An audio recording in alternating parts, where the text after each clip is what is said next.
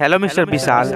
विशाल जी, मैंने आज आपके लिए बड़े प्यार से एक शायरी बनाया हूँ। मैं उम्मीद करता हूँ विशाल जी ये शायरी स्टेटस आपको अच्छा लगेगा। आप वीडियो को पूरा जरूर देखिएगा।